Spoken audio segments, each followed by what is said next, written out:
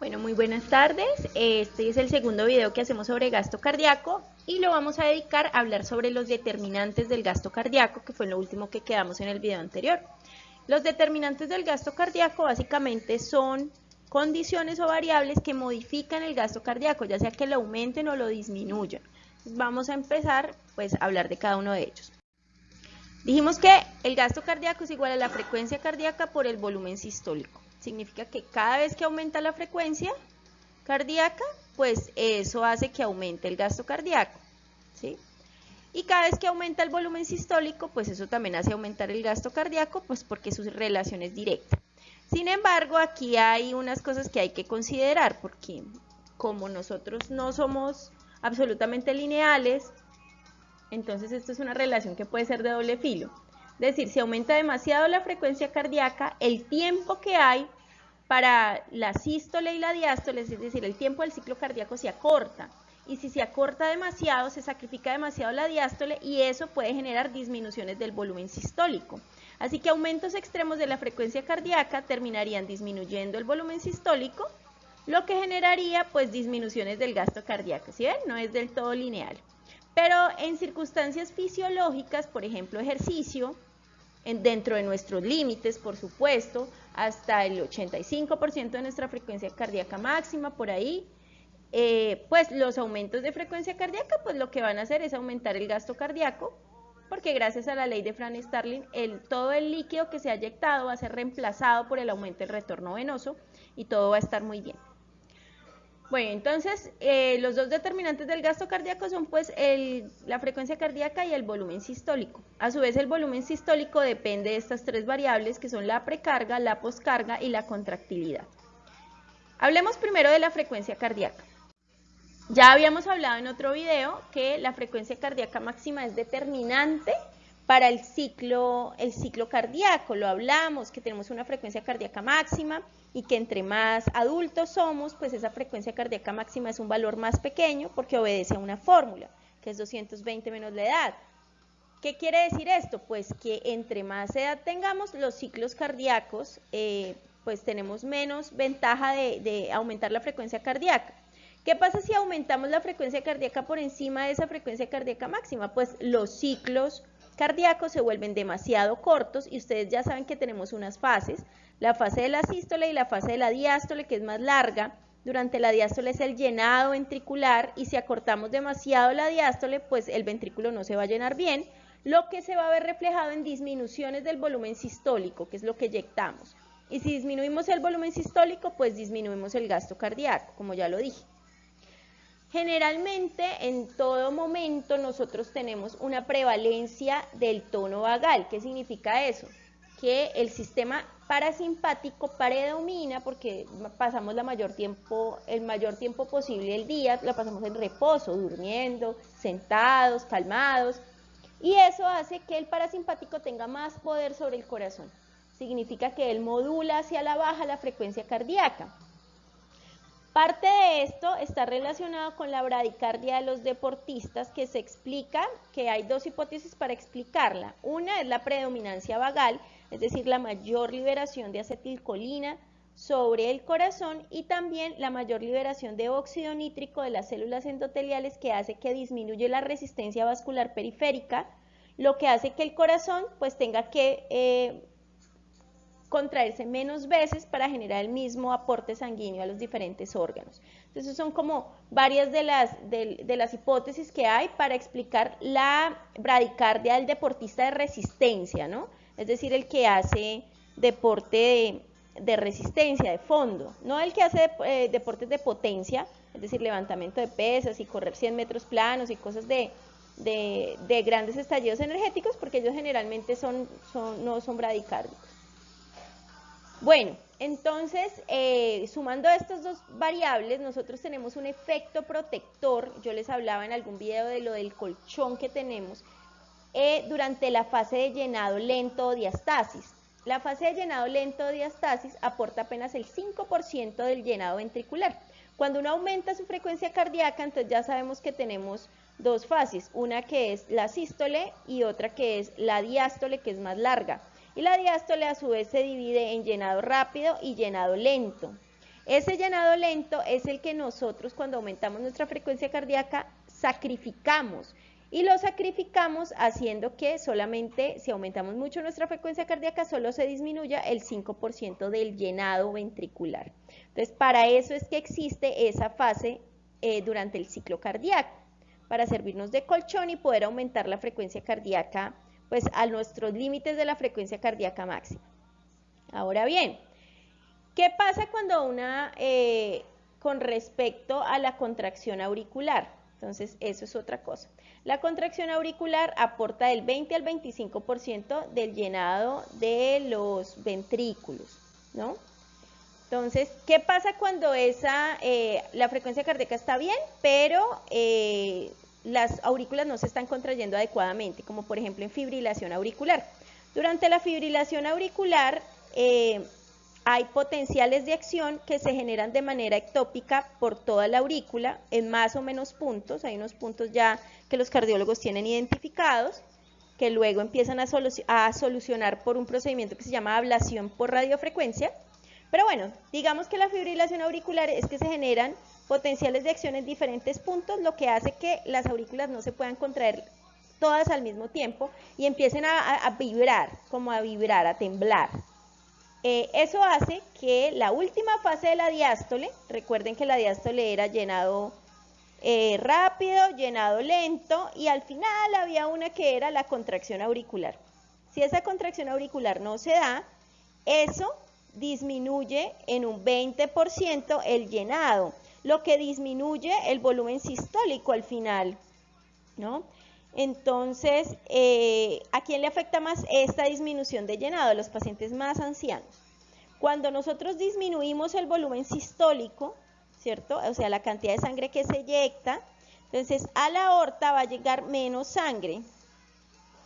Ahora, recuerden que las presiones dependen del volumen y del espacio disponible. Si yo disminuyo el volumen sistólico, la presión arterial va a disminuir. Entonces, en los pacientes ancianos es muy común que las fibrilaciones auriculares estén acompañadas de choque o hipotensión severa. Y vamos a ver una hipotensión bastante severa de estos pacientes. En los pacientes jóvenes que tienen fibrilación auricular no siempre se presenta hipotensión, porque los pacientes son capaces de no necesitar este 20%, ¿sí? ¿Por qué? Porque los vasos están más provistos de mecanismos compensadores que lo arreglan con resistencia y la presión arterial se mantiene, o sea, disminuyen el espacio disponible así el volumen sistólico sea menor. Eso en pacientes más jóvenes. Fíjense que todos estos cambios de volumen sistólico, pues si disminuyo el volumen sistólico significa que el gasto cardíaco disminuyó. Entonces todas estas relaciones, tanto con el ciclo cardíaco como la frecuencia cardíaca, pues pueden afectar el gasto cardíaco. Recordarles el efecto Brodich que vimos en el video anterior, donde hablábamos de que las contracciones, cuando aumenta la frecuencia cardíaca, las contracciones subsecuentes son más fuertes, es decir, que pueden mover más volumen sistólico. Esto también es importante, obviamente hasta un límite, ¿no? Entonces el efecto Brodich aumenta el volumen sistólico, lo que aumentará el gasto cardíaco. Esas son como las cositas que tenía para decirles con respecto a esto. Bueno, ya hablamos del primer determinante, que sería la frecuencia cardíaca y cómo puede generalmente sus aumentos pueden aumentar el gasto cardíaco, pero cuando sus aumentos son extremos, disminuye el volumen sistólico y el gasto cardíaco pues termina disminuyendo. Realmente las disminuciones de la frecuencia cardíaca muy extremas también pueden bajar el gasto cardíaco, por supuesto. Ahora vamos a ver los determinantes del volumen sistólico. Comencemos con la precarga. La precarga, su definición estricta fisiológica es la longitud final de las fibras contráctiles al final de la diástole. Es decir, es el diámetro con que terminan las fibras contráctiles al final de la diástole cuando los ventrículos están absolutamente llenos. Es decir, que entre más volumen le entre a un ventrículo, pues la longitud final va a ser mucho más larga y eso significa que tiene mucho más precarga. Si tiene menos volumen, pues se estiran menos las fibras ventriculares y pues su longitud va a ser más corta, significa que tiene menos precarga. Ahora, esta definición es difícil llevarlo a lo clínico porque no le vamos a ir a medir la longitud de las fibras contráctiles cardíacas a ningún paciente, es muy complicado. Entonces, ¿cómo se mide? Se mide a través de la estimación del volumen de fin de diástole, o la presión de fin de diástole, o la presión venosa central, o la presión auricular al final de la diástole. Todas estas presiones y volúmenes pueden estimar la precarga, más no medirla, porque para medirla habría que medir la longitud final exacta de las fibras, que tal vez pueda hacerse con ecocardiografía. ¿Por qué decimos que el volumen al final de la diástole? Bueno, pues si medimos la cantidad de sangre que hay dentro del ventrículo al final de la diástole, pues es mucho volumen, significa que las fibras están muy estiradas y eso corresponde a una alta precarga. Generalmente el aumento de volumen pues hace que las presiones aumenten, ¿cierto? Y esos aumentos de volúmenes pues coinciden con un aumento de la presión. Quiere decir que si hay aumento de la presión al final de la diástole, pues se supone que debe haber harto volumen, lo que estaría correspondiente a una alta precarga. Pero observen que son estimaciones, no se está midiendo directamente. La presión venosa central es una presión que se mide entre la entrada, entre la aurícula y la cava. Es la presión con el que llega el retorno venoso, o es la presión que ofrece la sangre que se encuentra entrando a la aurícula derecha. Es fácil de medir porque se le pone un catéter central al paciente a través de la vena subclavia y la punta queda entre la cava y la aurícula derecha.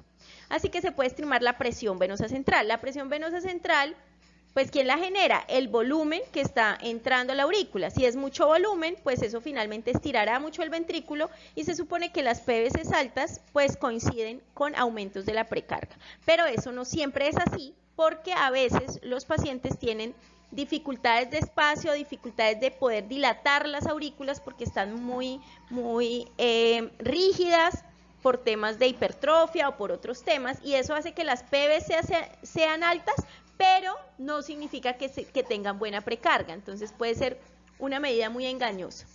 Ahora, en términos clínicos, ya que la longitud final de las fibras contráctiles es muy difícil de aplicar en pacientes reales, pues hay algunas definiciones de aplicación clínica, como las que tenemos aquí abajo.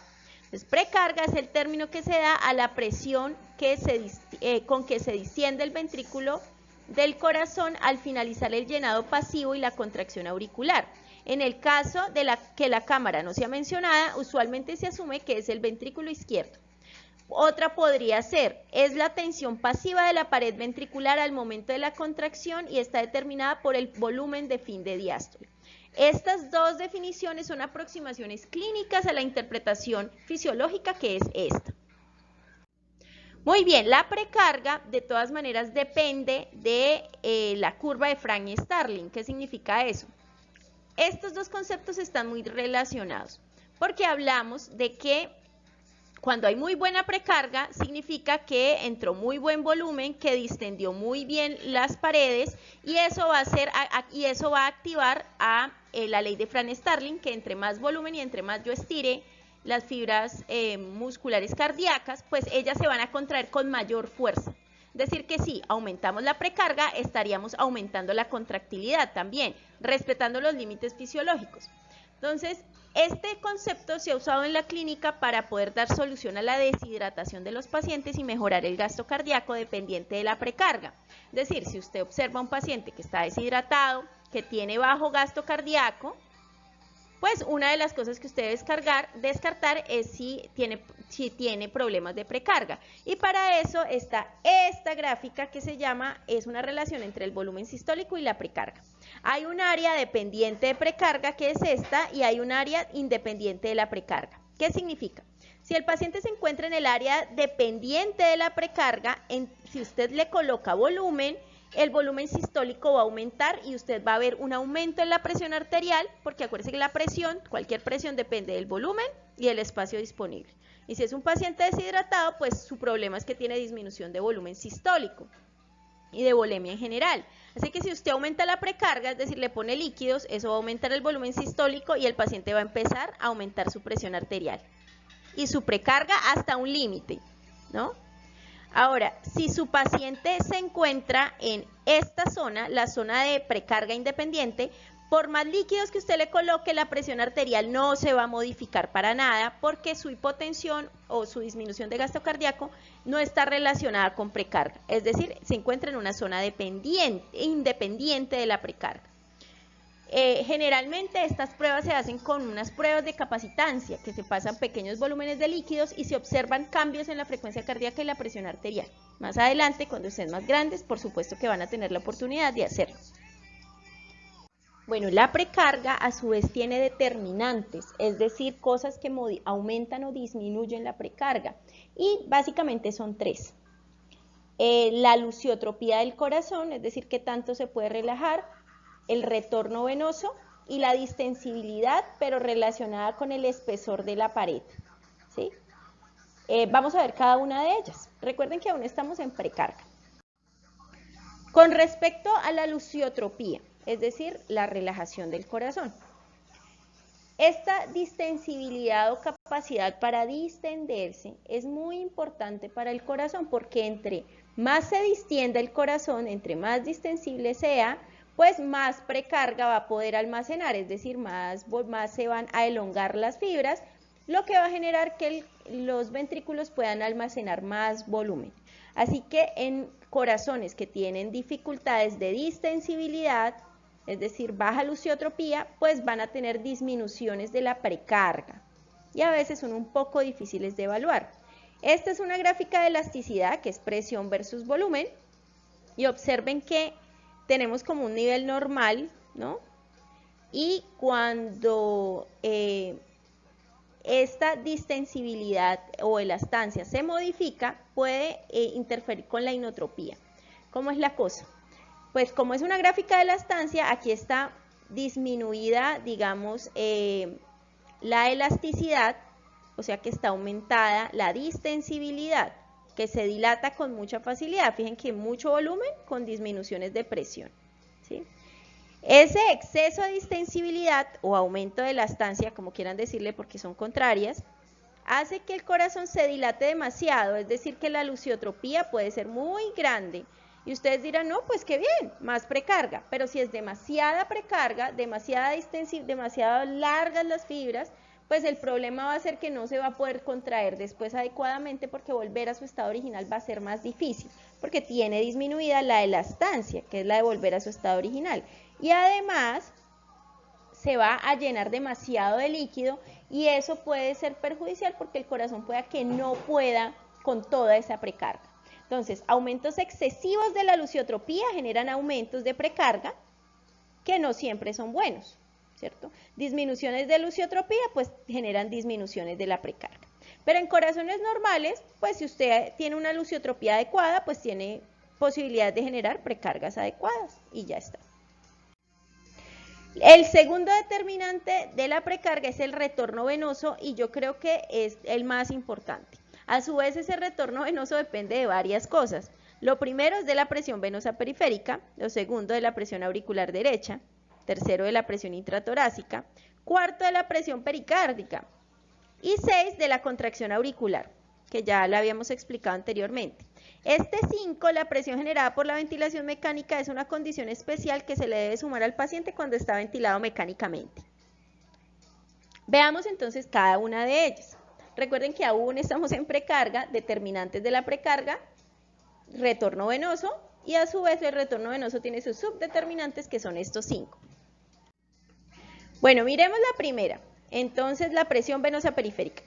Resulta que el retorno venoso, como el gasto cardíaco, también es un flujo. Generalmente el retorno venoso y el gasto cardíaco son iguales, pero el retorno venoso puede ser mayor o menor que el gasto cardíaco dependiendo de las subcondiciones que acabamos de hablar. Entonces, generalmente, como el retorno venoso es un flujo, también es igual a la diferencia de unas presiones sobre una resistencia. En este caso, ¿qué presiones van a ser? Pues tenemos una presión, diferencia significa que hay una resta de dos presiones. La presión 1 sería la presión venosa periférica, es decir, la presión con que llega el retorno venoso, pues es la sangre que llega hacia la aurícula derecha y la sangre que llega a la aurícula izquierda. Cada lado del corazón tiene su propio retorno venoso. Tomemos como ejemplo el retorno venoso que llega a la aurícula derecha, pues es un poco más fácil. ¿Cuál sería la presión inicial? Pues la presión venosa periférica, esa sería la presión 1. ¿Y cuál sería la presión 2? Pues la presión auricular. Si la presión auricular aumenta demasiado, pues le cuesta trabajo llegar al retorno venoso. O sea que si esta presión 2 aumenta demasiado, disminuye el retorno venoso. Por el contrario, si la presión venosa periférica aumenta, pues eso quiere decir que el retorno venoso va a aumentar porque la sangre va a llegar con más impulso hacia la aurícula derecha.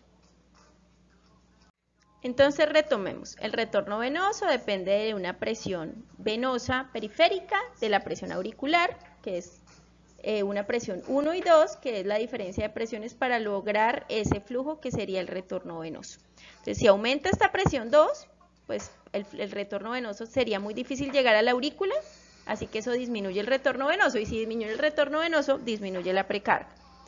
Ahora, en cuanto a la presión 1, es la presión venosa periférica. Si la aumentamos, pues eso quiere decir que va a llegar más fácilmente y más retorno venoso. Si aumenta el retorno venoso, aumenta la precarga. Bien, ahora, recuerden que ¿qué cosas harían modificar esta presión venosa periférica? Recuerden que toda presión, incluido esta presión venosa periférica, depende del volumen de sangre y del espacio en la cavidad por la cual va esa sangre. Entonces, si yo lo que quiero es aumentar el retorno venoso, pues puedo aumentar la presión venosa periférica aumentando el volumen de sangre, por ejemplo. Entonces, la fácil sería conectar al paciente a unos líquidos, lactato de Ringer o algo por la vena y aumentar la presión venosa periférica porque aumentamos el volumen sanguíneo que hay a nivel venoso y eso se aumenta el retorno venoso, lo que se ve reflejado en un aumento de la precarga, ¿sí? Otra cosa que nuestro cuerpo hace de manera solita, es que cuando uno necesita aumentar su retorno venoso, lo que se genera es una venoconstricción, que es mediada por el sistema simpático, entonces disminuye el espacio disponible que hay en las venas y eso hace que la presión periférica venosa aumente, aumentando el retorno venoso, lo que aumenta la precarga. Esa es la jugadita de nuestro sistema simpático. O sea, venoconstricción o volumen sanguíneo, que es la forma de aumentar la presión venosa periférica. ¿Cómo sería la fórmula para calcular el retorno venoso? Pues fácil, retorno venoso es igual a una presión venosa periférica menos la presión auricular, que puede ser la presión venosa central, ¿no? O la presión auricular, como quieran, dividido por la resistencia vascular periférica. ¿Sí? Ahí está, esa sería como la fórmula para calcular el retorno venoso, que es pues un flujo. Recuerden que todos los aumentos de retorno venoso se ven reflejados en aumentos de la precarga. Todas disminuciones de retorno venoso, disminución de la precarga. Bueno, para retomar, recuerden que estamos en el retorno venoso, que es determinante de la precarga y que a su vez tiene estos determinantes. Ya vimos cómo modificar la presión venosa periférica, que es la presión 1, ¿no? Entonces ya saben, colocando líquidos o con venoconstricción. Ahora miremos la 2, las modificaciones de la presión de la aurícula derecha o la aurícula izquierda si estamos hablando del retorno venoso hacia el lado izquierdo. Ahora, la presión de la aurícula derecha, yo les dije que los aumentos que es la presión 2, los aumentos pues van a disminuir el retorno venoso y si disminuye pues el retorno venoso aumentará, es decir, es contrario. Esa presión auricular o P2 generalmente se aumenta solo cuando hay un mal funcionamiento sistólico o a un aumento en la efectividad del inotropismo. ¿Cómo es eso? Pues digamos que hay mal funcionamiento sistólico, significa que cuando se eyecta el volumen sistólico que está saliendo es muy bajo, es decir que la fracción de eyección es muy baja y el volumen telesistólico está quedando demasiado grande, es decir que hay acumulaciones de sangre aquí y esas acumulaciones de sangre se reflejan en un aumento de presión en las aurículas, lo que hace que esta presión aumente, ¿sí? Y eso afecta el retorno venoso porque cuando la sangre intenta entrar pues ya hay algo ahí, así que disminuye el retorno venoso, los aumentos de la presión auricular y ya está, eso es. El tercer subdeterminante del retorno venoso, podríamos decirlo, es la presión pericárdica. Generalmente la presión pericárdica es casi invisible. ¿Qué es la presión pericárdica? Es la presión que existe entre las capas del pericardio, que es una membrana que recubre el corazón. Es un espacio que le enseñan a uno en anatomía, que es un espacio virtual, que tiene una cantidad de líquido muy limitada y que sirve para lubricar el corazón y proteger. Bueno, pues ese espacio pleural que generalmente es invisible, si hay alguna alteración, como por ejemplo una herida por arma cortopunzante o alguna infección que genere que ese líquido en el espacio pericárdico aumente, eso va a generar una presión y esa presión va a evitar que el corazón se pueda dilatar y contraer, sobre todo dilatar adecuadamente. Además, va a generar aumentos de presión intracardíaca que va a evitar que el retorno venoso entre con facilidad. O sea que los aumentos de presión pericárdica pues van a verse reflejados en aumentos de presiones auriculares y ventriculares, lo que disminuirá el retorno venoso y afectará de manera negativa la precarga. Ahora, pero eso solamente pasa en condiciones patológicas, generalmente es casi imperceptible. Bueno, la número 4 es la presión transtorácica y en esto sí quiero que pongan mucha atención porque tiene como su cosita. Resulta que la respiración tiene una influencia directa sobre la cantidad de sangre que entra y sale del tórax. ¿Por qué? Porque cuando uno saca y entra aire, cambia las presiones del tórax y eso hace que o ayude al retorno venoso o lo disminuya. ¿Cómo es la cosa? Nosotros tenemos una presión pues transtorácica, que le vamos a llamar PW. Esa presión transtorácica es la resta entre la presión de la cavidad pleural, que generalmente en reposo es negativa, aquí le pusimos -5 como ejemplo, y la presión barométrica, que es la presión atmosférica, que aquí le hemos puesto 0, que varía pues a la altura que uno esté, pero que generalmente pues podemos decir que es 0. Esta relación generalmente me va a dar siempre negativa, -5 milímetros de mercurio. ¿Qué quiere decir esto? En reposo, el tórax, vamos a dibujar un tórax acá, el corazón está aquí adentro, ¿no? Eso, y tenemos los pulmones del paciente por acá. Eso. Nosotros respiramos a presiones que son enteramente negativas, es decir que para que pueda entrar el aire desde el exterior hacia nuestros pulmones, necesitamos que el diafragma descienda y la caja torácica amplíe su volumen y disminuya la presión. Esa disminución de presión hace que el aire entre de menor presión, la atmosférica, hacia desde una mayor presión a una menor presión, porque esta se vuelve una presión subatmosférica negativa. Bueno, durante ese proceso hay unas presiones como esta, la presión transtorácica, que es la presión entre la pleura y el espacio exterior, ¿cierto? Que se modifican durante la inspiración y la expiración. Entonces, durante una inspiración, como las presiones se vuelven subatmosféricas para poder entrar el aire, los grandes vasos como la cava, como no tienen tanto músculo liso, son bastante sensibles a estas presiones negativas. Y lo que pasa con la cava especialmente es que esta presión negativa hace como un efecto de jeringa. Es decir, este es el vaso y cuando siente esa presión negativa hace como así. Eso, como cuando uno está succionando a través de un pitillo. Entonces, eso estrecha sus paredes y hace que aumente la velocidad de la sangre, aumentando el retorno venoso derecho. ¿Qué quiere decir esto? Que la presión transtorácica se aumenta en la inspiración y eso hace que el retorno venoso sea mayor. ¿Cómo así? Pues resulta que estos -5 que son en reposo pueden ser -10 porque se vuelve mucho más negativa, ¿cierto? La presión atmosférica no se modifica y esa presión transtorácica se vuelve más negativa, lo que genera este efecto sobre los grandes vasos, aumentando el retorno venoso derecho. Si aumenta el retorno venoso derecho, por supuesto la precarga del lado derecho va a aumentar, aumentando el volumen sistólico hacia el lecho pulmonar. Eso se va a ver reflejado en el siguiente latido, que llegue más sangre a la aurícula izquierda y pues por ende el volumen sistólico tendría que disminuir, tendría que aumentar en los siguientes latidos. Pero ¿qué pasa en ese momento instantáneo cuando inspiramos?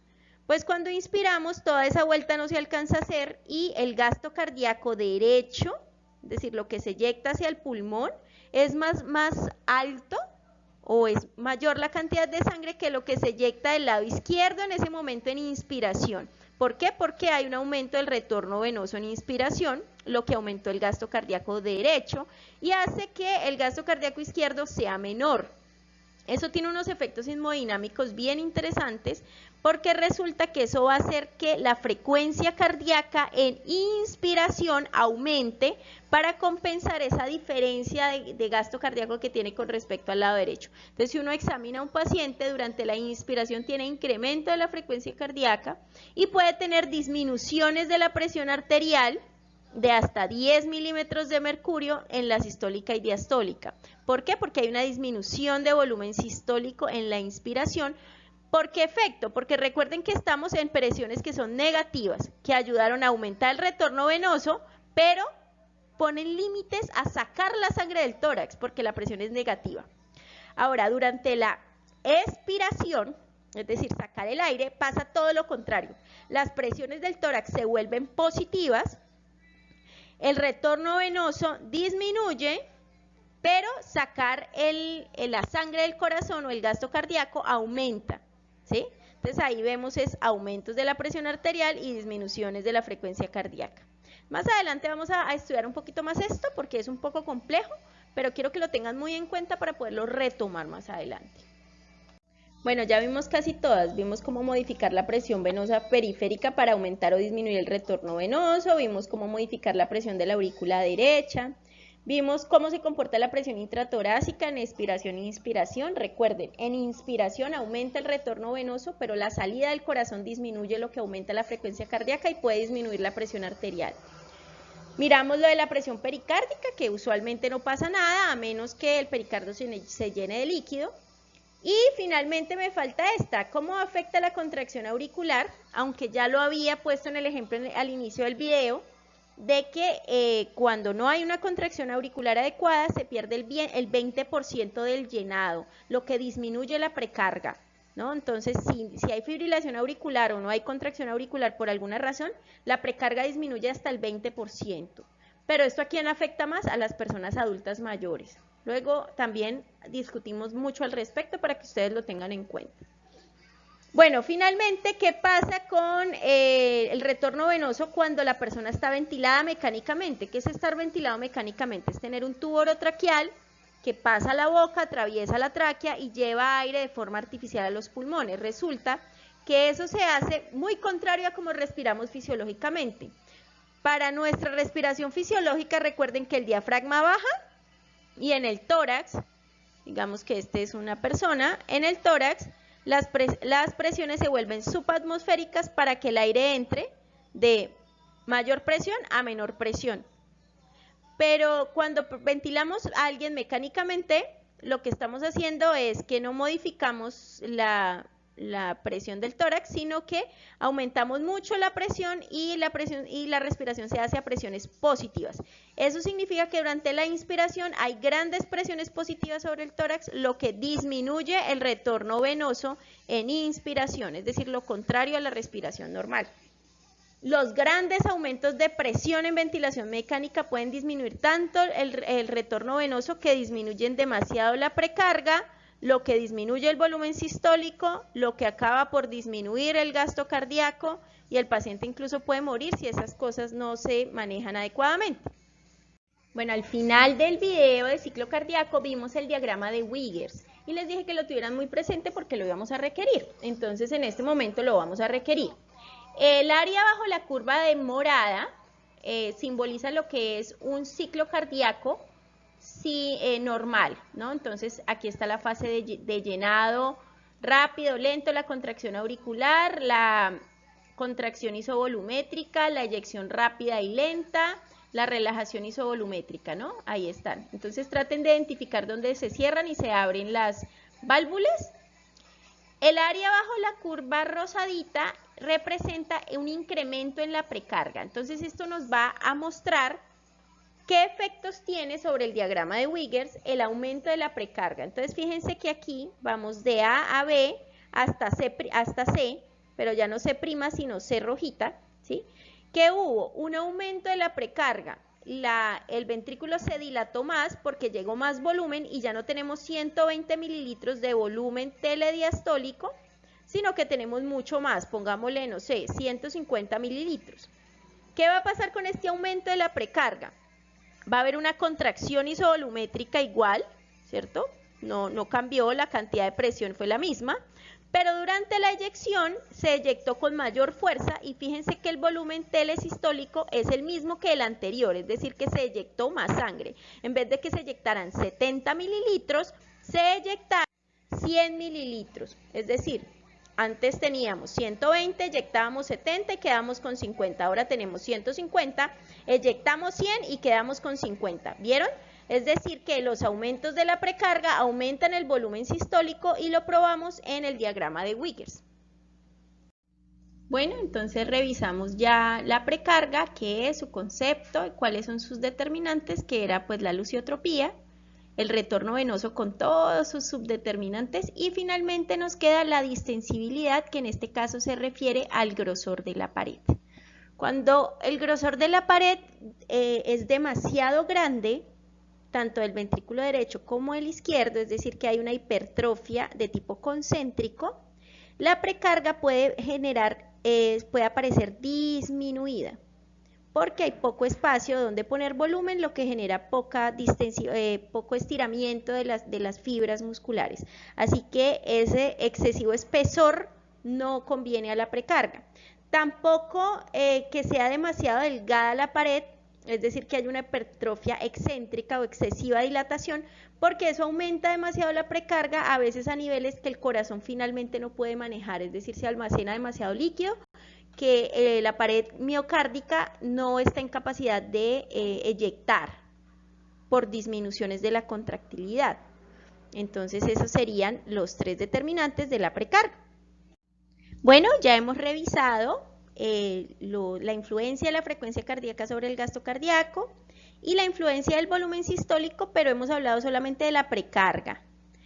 Ahora vamos a hablar de la poscarga y del inotropismo, que son los otros dos determinantes del volumen sistólico que nos están quedando pendientes. Bueno, para los determinantes que nos faltan, haremos un nuevo video. Espero que les esté generando mucho apasionamiento a este tema y cero miedo.